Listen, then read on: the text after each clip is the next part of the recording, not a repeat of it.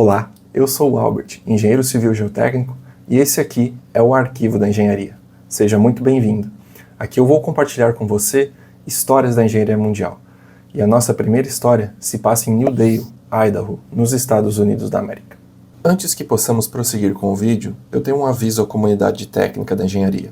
Neste vídeo, alguns conceitos técnicos importantes foram bastante simplificados para que os leigos da engenharia, as pessoas que não são engenheiros, consigam compreender. Portanto, algumas simplificações conceituais importantes foram feitas. Bem, essa imagem que você está vendo é uma imagem colorida artificialmente da barragem Teton antes de seu primeiro enchimento. Eu preparei essa imagem para que possamos apresentar para as pessoas que não estão familiarizadas com os termos da área de barragens, os pontos que elas precisam conhecer antes de assistir ao vídeo.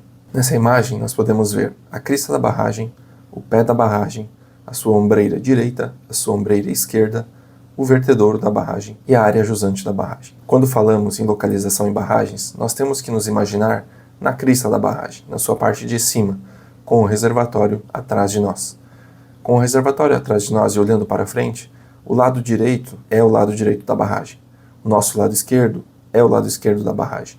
Portanto, o vertedouro nessa foto está no lado direito da barragem.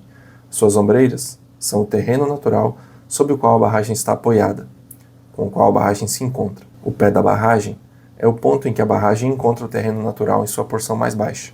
O reservatório é o lago que está atrás de nós. Agora que você já entende o que é esquerda e direita, o que é pé, o que é crista de uma barragem, você pode prosseguir com o vídeo de Teton Dam.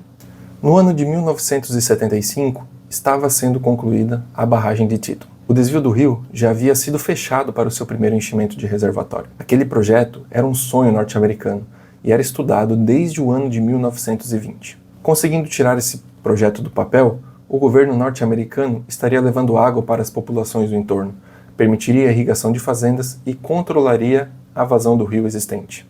O rio enfrentaria com muito mais solidez as secas da região.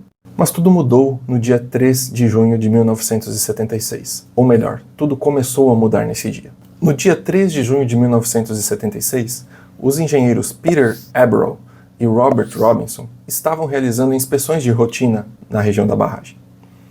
Os engenheiros caminhavam à frente do terreno e constataram em um cânion rochoso, em um paredão de rocha, o aparecimento de vazões de água, de fluxos d'água que lá não existiam no dia anterior. Todavia, constataram que aquela água era limpa, ela não trazia consigo partículas de solo, ela não era lamacenta. Estimaram que aquela vazão, aquele fluxo d'água, era da ordem de 380 litros por minuto. Ao final do dia, reportaram esse fluxo d'água ao Bureau of Reclamation, que era o proprietário da barragem. Para que você entenda, o Bureau of Reclamation é uma agência norte-americana, um órgão governamental destinado a cuidar dos recursos hídricos norte-americanos. E ele detinha o direito de exploração de Teton Dam. Então, Robert e Peter informaram a existência desse fluxo d'água ao Bureau of Reclamation como sendo um fluxo d'água normal. No dia seguinte, 4 de junho de 1976, uma sexta-feira, as coisas começaram a mudar. Naquele dia, estavam previstos serviços de topografia na região do vertedouro da barragem. As equipes de topografia realizavam seus levantamentos de rotina, quando um desses profissionais se deparou com uma mancha de umidade na região da barragem e sinalizou ao engenheiro Robert Robinson a existência dessa mancha. Robert, então, preocupado que algo estivesse acontecendo com a barragem, se dirigiu ao local e pôde constatar que havia sim um fluxo d'água na região. Robert, então, estimou a vazão em 75 litros por minuto. Contudo, a água era limpa, também não era lamacenta, e havia uma pequena formação de um canal de erosão em virtude da passagem dessa água. Contudo, no ponto de saída, a água era limpa, sem evidências de que o solo estivesse sendo levado embora naquela região. Robert, então, monitorou esse ponto ao longo do dia e sinalizou ao final do dia para o Bureau of Reclamation a existência desse ponto de vazão e que não haviam se alterado os pontos constatados no dia anterior. No dia 5 de junho de 1976, um sábado, tudo mudou. Foi o dia em que o acidente aconteceu. Naquele dia, atividades estavam programadas para acontecer na região da barragem. Se mobilizaram para a barragem a construtora e profissionais do Bureau of Reclamation. Todos os profissionais que passaram pela barragem relataram ter observado naquele fatídico dia novas manchas de umidade no terreno natural e alguns dos profissionais tiveram a impressão de manchas de umidade na barragem. Por volta das 7h20, profissionais estavam realizando inspeções de rotina na região quando constataram um fluxo d'água intenso na região da ombreira direita. Informaram a Jan Ringel, o engenheiro da construtora que estava lá no local, a existência desse fluxo d'água. Preocupado com a existência do fluxo d'água e com os relatos do dia anterior do engenheiro Robert, Ian se dirigiu até o local, podendo constatar, por volta das 7h30 da manhã, que havia sim um fluxo d'água, da ordem de 500 litros por segundo na ombreira direita, muito maior do que aquele relatado por Robert no dia anterior. Esse fluxo d'água era lamacento e estava levando o solo do terreno natural embora. Esse ponto observado por Ian Ringel ocorria na elevação 1536 metros, quase no pé da barragem. Ian Ringel, preocupado com o eventual progresso dessa manifestação patológica, ligou para Peter e para Robert, que estavam de folga naquele sábado. Os engenheiros Peter e Robert foram até a barragem para averiguar. Por volta das 9 horas, quando Peter e Robert chegaram até o local, Ian e os outros 2 profissionais se dirigiram até o ponto em que esse fluxo d'água foi observado e notaram que a vazão já era da ordem de 1000 litros por segundo, ou seja, já havia dobrado em relação às 7h30 da manhã. Fazendo inspeção no local, constataram uma nova surgência d'água, dessa vez na elevação 1585, alguns metros acima desse ponto já observado. Essa nova surgência foi observada por Robert Robinson e ocorria com uma vazão baixa, da ordem de 50 litros por segundo. O fluxo d'água também era lamacento, havia solo sendo levado embora, e ocorria mais próximo à barragem. Nesse momento, o nível do reservatório estava na elevação 1615 metros em relação ao nível do mar. Por volta das 10 horas da manhã daquele fatídico dia, tudo começou a mudar. A primeira mancha de umidade foi observada no corpo da barragem. Ela se deu na elevação 1585 metros, no mesmo alinhamento da outra surgência identificada por Robert por volta das 9 horas da manhã. Esse ponto de umidade rapidamente se transformou em um ponto com fluxo d'água. Esse fluxo d'água era lamacento. Preocupado com a situação, o engenheiro Ian Ringel ordenou que 2 tratores fossem mobilizados até o local. Esses 2 tratores deveriam lançar material na erosão que estava se formando, numa tentativa que se mostrou frustrada de conter o progresso dessa erosão. Por volta das 10h30 da manhã, o engenheiro Robert Robinson foi até o local dessa surgência d'água e olhou para ela de frente. Ao se deparar com essa erosão, Robert percebeu algo que o assustou. A erosão já havia formado um túnel com 10 metros de comprimento e 2 metros de diâmetro. Nada mais já poderia ser feito a essa altura. Por volta das 10h50, enquanto os tratores continuavam tentando lançar material na região de jusante da barragem para conter o progresso dessa erosão, os engenheiros Robert e Peter, na crista da barragem, observaram um redemoinho se formar no reservatório. Ordenaram então que imediatamente 2 tratores deveriam ser mobilizados para essa região para lançarem enrocamento nesse redemoinho, numa tentativa de estancar o progresso dessa erosão por trás. Por volta das 11h20, os tratores que trabalhavam à frente da barragem haviam sido engolidos por uma cratera que se formou. Das 11h30 às 11h50, a erosão progrediu rapidamente. Os engenheiros que estavam no local agora eram meros espectadores de uma catástrofe histórica. Às 11h57, a barragem rompeu catastroficamente, abrindo uma brecha de ruptura e liberando o conteúdo do reservatório. Em cerca de 6 horas, o reservatório foi completamente drenado e, ao final do dia, estava seco. Esse acidente custou a vida de 14 pessoas e gerou um prejuízo financeiro da ordem de 400 milhões de dólares a 1 bilhão de dólares em valores da época. Se convertidos para valores atuais, esses valores superam os 2 bilhões de dólares. Para investigar as causas desse acidente, o Bureau of Reclamation e o governo norte-americano contratou um painel de especialistas, entre eles o engenheiro geotécnico Arthur Casagrande e o engenheiro geotécnico Harry Bolton Seed. O painel, então, montou uma ostensiva campanha de ensaios para investigar as causas da ruptura e elaborou um plano de trabalho aprofundado para entender o que aconteceu de fato com o Tito. Se você tiver curiosidade de conhecer esses ensaios, de entender o que o painel fez para compreender as causas do acidente, deixe um comentário aqui embaixo que esse pode ser um tema de um próximo vídeo. As principais conclusões do painel com suas investigações foram: o projeto seguiu as melhores diretrizes de projeto da época. Não havia falha de conceito. Contudo, o projeto ignorou detalhes muito importantes da geologia local. O painel concluiu também que as investigações prévias à execução da barragem foram suficientes para caracterizar o local, foram até maiores do que o que normalmente era feito à luz daquela época. O painel concluiu que o problema residia na fundação da barragem. A rocha de fundação era uma rocha vulcânica que nós chamamos de riolito. Naquele local de implantação, ela ocorria extremamente fraturada e com alta permeabilidade, isso é, ela permitia uma passagem livre d'água. E mesmo com tratamentos de fundação, era grande a possibilidade de que houvesse interligação entre o reservatório e a área jusante. O painel também observou que o solo utilizado na construção da barragem não era apropriado para esse fim.